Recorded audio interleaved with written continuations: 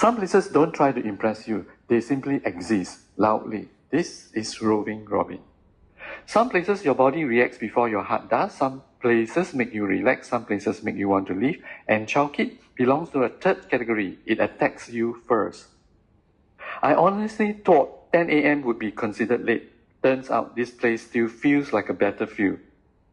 The most overwhelming thing here wasn't the crowd, it was the dead bodies. Some came from the ocean, others from land, others from farm, all laid out neatly, waiting to be taken home. And for the first time in a long while, I finally understood vegetarians. My entire feet got soaked almost immediately. Thankfully, the floor wasn't as slippery as I expected. Otherwise, today's video title might have become Singapore Man Attempts Chow Kit Ends Up Becoming Viral Content. The most dangerous thing here isn't the crowd, it's the trolleys, especially the ones dripping with mysterious water that I do not want to identify. I had to walk very slowly because I was afraid of slipping and even more afraid of seeing myself on TikTok later. One thing kept entering my mind: when 10 stores are selling exactly the same thing, which position actually wins? The first store, the middle store, or the last one? Even selling vegetable now feels like competing for thumbnails. And another question, if all vegetables look similar, how do customers decide who to buy from? Do they choose the younger storeholder, the better looking one, the friendlier one, or the store with the most viral energy? But honestly, the fruits and vegetables here look bigger, brighter, and somehow more alive than the ones in Singapore. Of course, they are much cheaper too.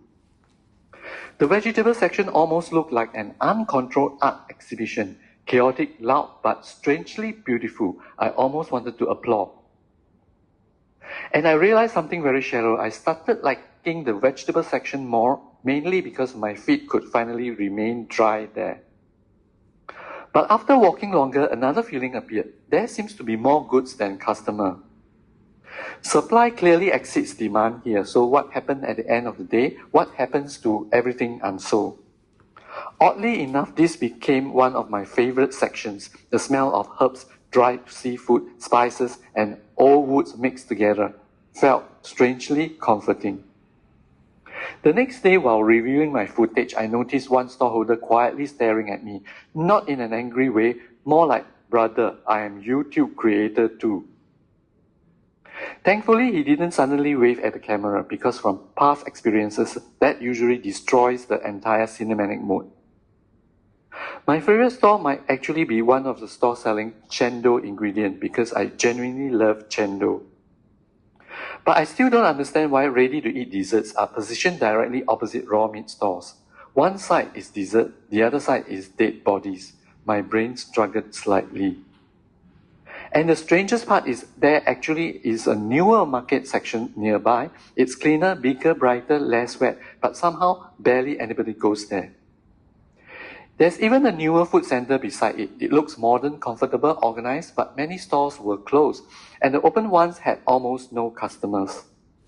At one point, I changed my mind about entering, because somehow I preferred staying inside the older, chaotic market instead.